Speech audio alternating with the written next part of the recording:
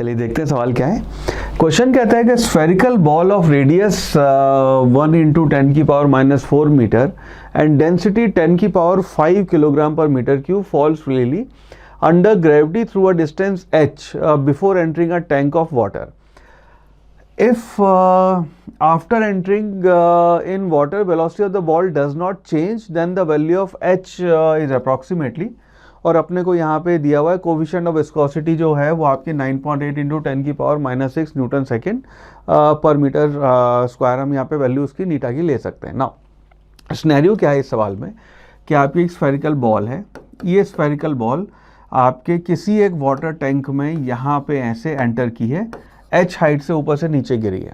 और जैसे वो इस वाटर टैंक में आई है उसके बाद ये आपका वाटर है यहाँ पे, और ये वाटर टैंक में आने के बाद कांस्टेंट वेलोसिटी से चली है. Now if that is the case, हम यहाँ पे सेफली अज्यूम कर सकते हैं कि ये जो आपकी वेलोसिटी है वो एक्चुअली आपकी टर्मिनल वेलोसिटी रही होगी just before hitting the water.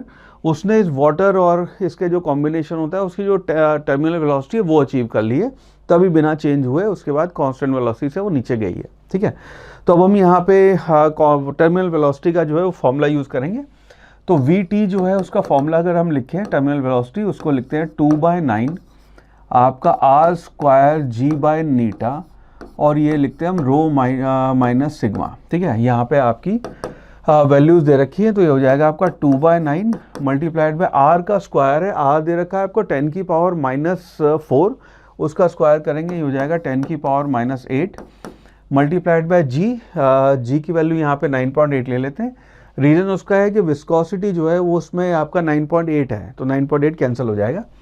सो ये हो गया आपका 9.8 डिवाइडेड बाय नीटा, वो हो गया आपका 9.8 मल्टीप्लाइड बाय 10⁻⁻6, और आपका आ गया अब रो माइनस सिग्मा. रो आपकी बॉल की डेंसिटी है और सिग्मा जो है वो आपके लिक्विड की डेंसिटी है. बॉल की डेंसिटी दी है हमें 10⁻5 माइनस वाटर की डेंसिटी आप ले लोगे 10⁻3. नाउ इसको अगर आप कैलकुलेट करेंगे सो हम ये क्या है 9.8 आपका 9.8 से कैंसिल हो जाएगा, और ये बचेगा आपका 2/9 मल्टीप्लाइड बाय, नाउ ये 10⁻5 और 10⁻³ माइनस कर रहे हैं, तो इसको हम लिख सकते हैं ये हो जाएगा आपका 100 - 1 मल्टीप्लाइड बाय 10⁻³ 10⁻3 कॉमन ले लिया तो ये बच गया. इसके बेस पे ये बच जाएगा आपका 99 मल्टीप्लाइड बाय ये बचा आपका 10⁻⁻8, नीचे है 10⁻⁻6, ऊपर जाके 10⁻+6 बनेगा, और ये रहा आपका 10⁻3, तो 10⁻9 हो जाएगा, माइनस करके ये आपका 10 बच जाएगा.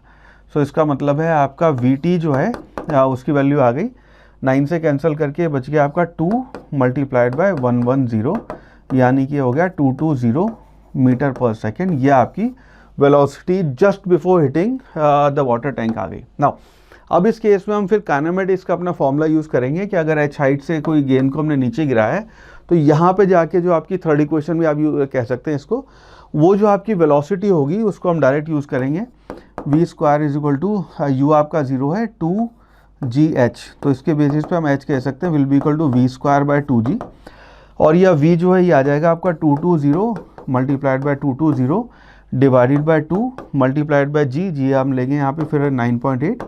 Now this will be equal to 2 से 2 कैंसिल करेंगे तो ये बचेगा आपका 110, और 110 को अगर आप 2 से मल्टीप्लाई करेंगे तो 100 एक तरफ रख लेते हैं, ये आपका बन जाएगा 24200 डिवाइडेड बाय 9.8. नाउ अगर तो ये 10 होता तो ये 2420 बन जाता. 2420 से थोड़ी सी ज़्यादा वैल्यू होगी. इसकी जो वैल्यू आती है जब इनसे कैलकुलेट करते हैं 2518 मीटर वैल्यू आ जाएगी इसकी. सो बेस्ड ऑन दिस हम कह सकते हैं कि आपका ऑप्शन बी जो है 2518 that would be the right answer.